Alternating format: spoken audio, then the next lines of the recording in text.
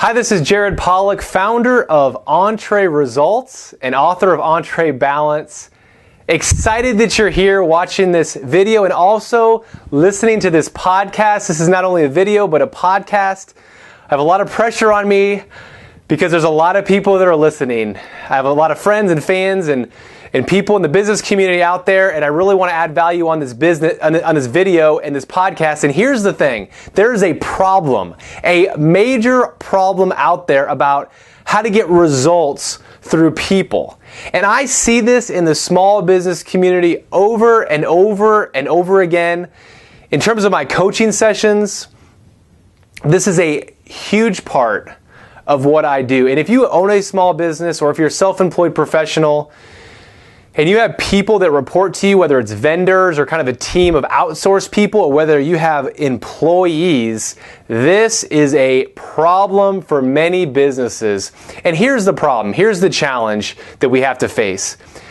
The amount of time that business leaders spend on fixing bad people in their business, and I don't mean they're bad people like they're evil people. I mean they are causing havoc in their business, or they're not following the process, or they're ruining company culture, or they're bringing other people down, or they're whining, or they're not showing up on time, or all these little things that happen when you're dealing with people. Listen, it is crazy how much time, money, resources are invested in these individuals. And so what I want you to do is I want you to think about the 80-20 rule in a little bit of a different way.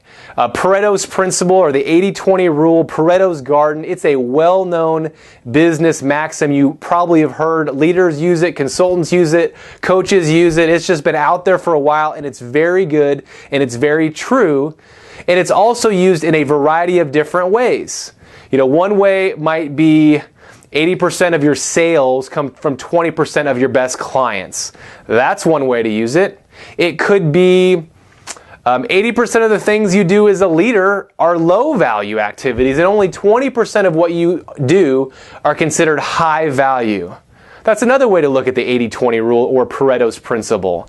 But here's how we look at it in terms of results through people, people empowerment, management, however you look at it. 80% of our headaches are caused by 20% of the lowest valued contributing employees. 80% of our headaches as leaders caused by that lower 20%, and also 80% of our time dealing with people is dealing with those 20%.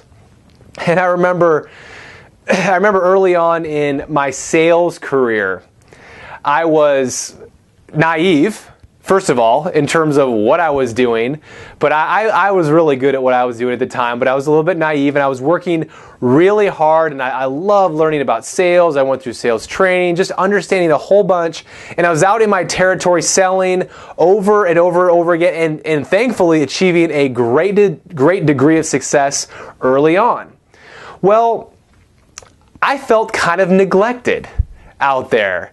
Not that I always wanted someone out there, but I wanted someone kind of to kind of encourage me, guide me, coach me a little bit more, maybe just encourage me on the things I'm doing well, spend a little bit of time with me. But what happened was, and I'm not bragging on here, it's just the reality, this happens all the time. If you're very successful, if you're doing very good, oftentimes people don't spend time to invest in you to help you become greater.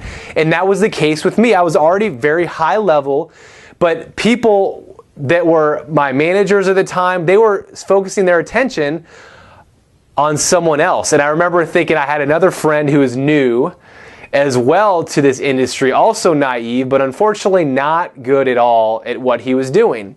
And then his manager was spending time with him, his manager's manager was spending time with him, his manager's manager's manager came in from out of town to spend time with him. And I didn't know what was going on at the time, but I was a little bit not jealous necessarily, but a little bit of jealousy in terms of I wanted them to spend more time with me. You know, gosh, I kind of felt like, man, they're really pouring into this other guy. And I had another friend at the time who was a lot more well-versed in the business world at that time versus what I was. And he's like, Jared, That's not a good thing that they're spending so much time with that guy. That's actually a very bad thing. And not too long later, unfortunately for him, but probably the best thing for the company is, he was given his termination because he wasn't achieving the results.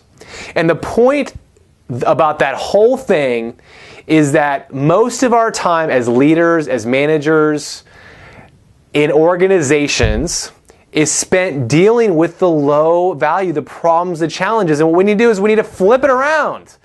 Flip it around and spend 80% of your time with people that are already successful, that have potential for extraordinary growth. Invest in those individuals, and the return is going to be exponentially higher. It's going to make your life much, much, much better, as opposed to spending all that time in these resources that aren't producing.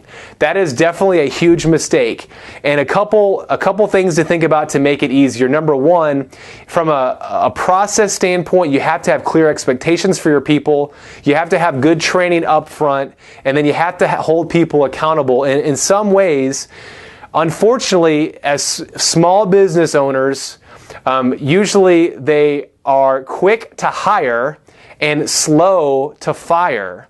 Quick to hire and slow to fire, which is the opposite of what should happen.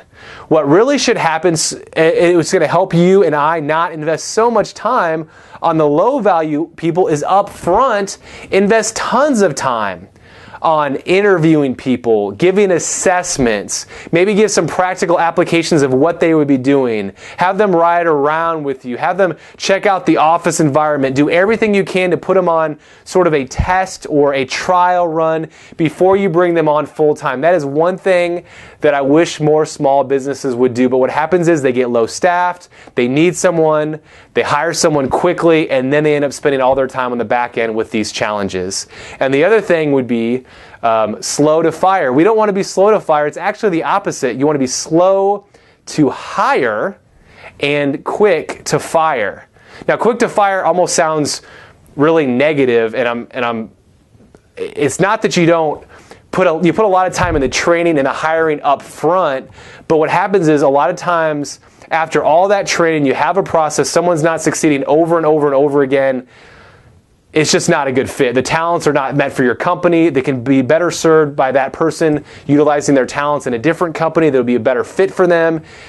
And the best thing to do is just to go through the process quickly to allow them to go serve and use their talent somewhere else more quickly. And then you can invest time more in the people that are doing well within your company. These are really awesome coaching conversations I have over and over again with different people. And again, there's no broad stroke here. Like, everything's differently. So as I create this video and podcast, I know there's exceptions. I know there's challenges out there. Most likely, you're not the exception. Most likely, you are probably a part of that, the 80-20 that's spending the wrong 80% of the time on the wrong people. But there could be an exception, and that's why coaching, I really like coaching, because you get individual attention into these issues. All right, so it's all about getting results through other people. I want to encourage you to take action on some of the things that we talked about today. In the meantime, live a life of truth, live a life of empowerment, and live a life in terms of the pursuit of freedom. Again, this is Jared Pollock.